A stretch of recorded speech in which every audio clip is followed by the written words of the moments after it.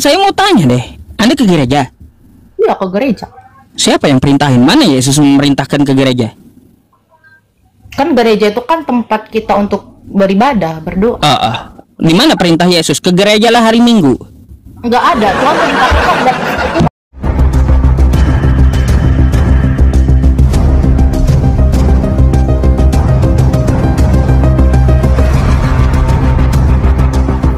Apalagi nih? Nggak ada lagi sih Pak, apalagi yang mau saya tanya ya. Nah, silakan. Nabi Isa, Yesus atau seperti apa?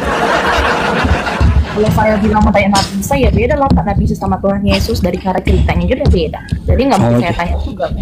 Ceritanya udah beda. Memangnya ada dua orangnya? Menurut Anda?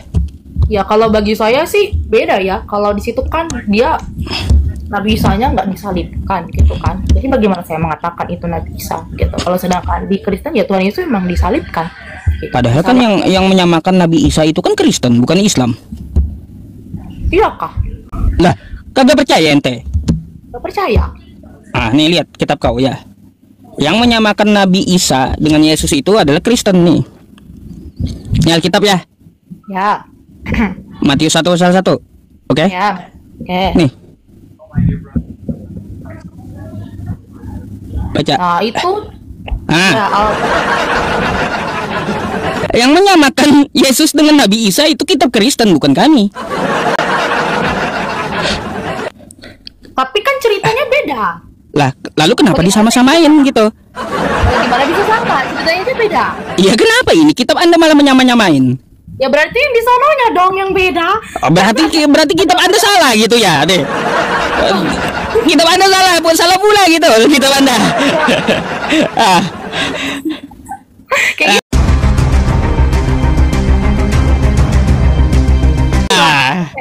Oke, kita gini ya, saya jelasin ya. Saya mau tanya dulu nih. Nah, tanya lagi, silakan. Dari Bapak kan terakhir tuh Nabi Muhammad ya. Kalau dari saya tuh ya Yesus lah. Berarti kan kalau dari Yesus yang mengatakan duluan, siapa yang ngopi pasta gitu loh Pak? Gimana? Kurang jelas. Kalau dari saya kan ini dari saya terakhir tuh kan hanya Tuhan Yesus, nggak ada yang lain, nggak ada siapapun gitu kan. Kalau dari kitabnya Bapak itu ada Isa Al-Masih, baru Nabi Muhammad, seperti itu kan. Nah terus yang sekarang ini yang lebih diagungkan itu ya Nabi Muhammad gitu kan.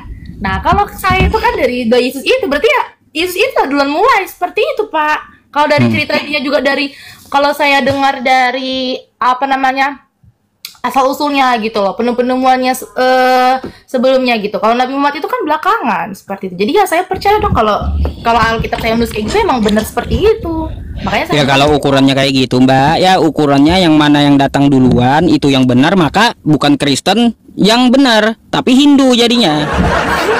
Ya kan sudah kan. Gitu. Iya, kalaunya siap agama yang duluan nongol itu yang benar, artinya agama Hindu yang betul. Kalau dari saya ya Pak ya tetap ya dari Tuhan Yesus, karena dia yang duluan datang gitu. Dia duluan ada sebelum Nabi Muhammad. Jadi ajaran apapun yang sudah dia berikan ya berarti emang itu nyata benarnya. Nah gitu. Ya itu satu Mbak, saya mau tanya deh. Anda ke gereja? Iya, ke gereja. Siapa yang perintahin? Mana Yesus memerintahkan ke gereja? Kan gereja itu kan tempat kita untuk beribadah, berdoa. Di mana perintah Yesus? Ke gereja lah hari Minggu. Nggak ada, Tuhan perintahnya kan ada itu Pak. Terus kalaunya nggak ada perintah dari Yesus, Anda ngikutin siapa sih? Ini loh Pak. Iya, katanya mengikuti Yesus. Perintah Yesus ke gereja hari Minggu nggak ada. Perintah siapa? Aduh. Mikir sendiri Mbaknya pasti nanti. Gini, ya. Pak, gini loh. Di gereja itu kan tempat persekutuan kita ya untuk memuji memuliakan nama Tuhan. Itu kan dulu sebelumnya ada apa sih namanya itu? Siapa sih? Apalagi lupa namanya itu ya. Pokoknya tuh tempat dimana kita bersekutu gitu kan untuk memuji memuliakan nama Tuhan. Nah, jadi lama-kelamaan dibikinlah tempat persekutuan itulah gereja yang saya kenal di Indonesia, gereja. Itu tempat kita datang. Kita datang ibadah sama Tuhan juga nggak harus gereja di rumah. Kalau nggak ada perintah dari Yesus ngapain Mbak? Katanya mengikut Yesus, tapi perintah dari Yesusnya nggak ada. Macam mana? Gimana cara saya jelasin ya? Oke. Iya. suka-suka aja beragama kalau kayak gitu kan? Ya enggak dong, ada aturannya. Cuma saya aja yang nggak bisa menjelaskan bagaimana cara menjelaskannya ini gitu loh. Karena juga saya punya pengetahuan, tapi tidak sebagus orang-orang di luar gitu loh. Tapi saya itu paham gitu loh, apa yang mereka jelaskan sedikit-sedikit. Nah di sini misalnya di ayat Alkitab ada menyatakan sembah Tuhan seperti itu. Nah kalau kita menyembah Tuhan, ada juga di situ dikatakan persekutuan, ya kan? Murid-muridnya Tuhan Yesus buat persekutuan untuk menjumlahkan nama Tuhan setelah Tuhan Yesus naik bangkit ke surga. Nah, mungkin dari persekutuan itulah baru kemudian bentuknya namanya sebuah gereja gitu loh, tempat persekutuan orang-orang kudus untuk menjumlahkan nama Tuhan, orang-orang yang mau menyembah Dia. Gitu. Asumsi itu Mbak. Asumsi nggak pernah satu kali pun Yesus di zaman Yesus bangun gereja. Mana ada Yesus bangun gereja? Memang nggak ada Bapak, nggak dikasih tahu. Iya, ngapain kalau gitu ke gereja? Kan Anda katanya ikut Yesus toh. Tujuannya cuma satu, di gereja tuh ngapain? Nah, itu kita menjumlahkan nama Tuhan. Oh, udah mentok sih, berarti tujuannya itu menjumlahkan nama Tuhan. Kan Tuhan kagak usah ngapain di gereja. Perintah ke gerejanya dulu mana gitu. Kalau ke gereja nggak ada. Ya udah, berarti Anda bukan ikut Yesus berarti. Aduh. Itu aja kau simple. Kayak mana ya caranya kita nggak ikut Tuhan? Simple. Gereja itu juga kita menjumlahkan nama Tuhan. Berarti kan memuji nama Tuhan itu kan perintah Tuhan. Baik, saya mau uji lagi nih. Betul nggak Anda ini pengikut Yesus? Mbak, saya heran ya. Di Kristen itu kalau mati pakai jas kupu-kupu, kenapa ya Mbak ya? Terus juga yang perempuan pakai baju pengantin, itu kenapa itu? Sebenarnya sih kalau pakai baju kayak gitu tuh nggak seperti itu. Itu ngikutin siapa?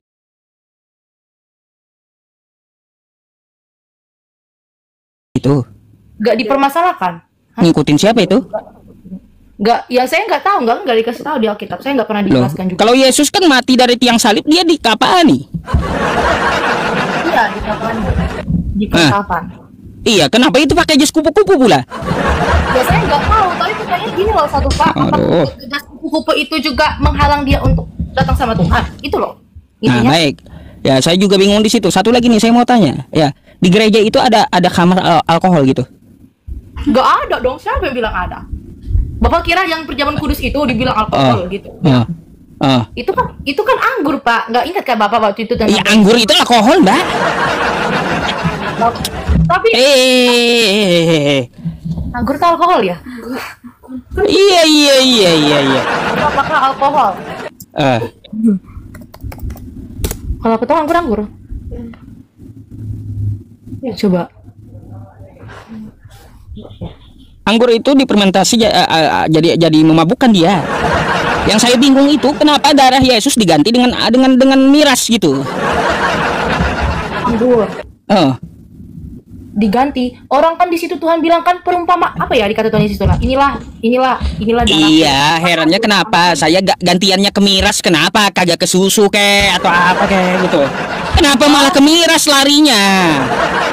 Kalau saya jujur saya nggak tahu karena saya belum tanya. Waduh. Ada makna tertentu saya nggak tahu gitu. Nah, itu juga nggak ketemu saya jawabannya sampai sekarang. Heran saya ajaran Anda ini. Coba Anda buka lagi Kejadian 1932 tuh Mbak. Sebentar ya. Kejadian 1932. Tentang anggur ini. Nanti saya tanyakan ya dari mana anggur itu ya. Sebenarnya saya segala sesuatu itu nggak ada.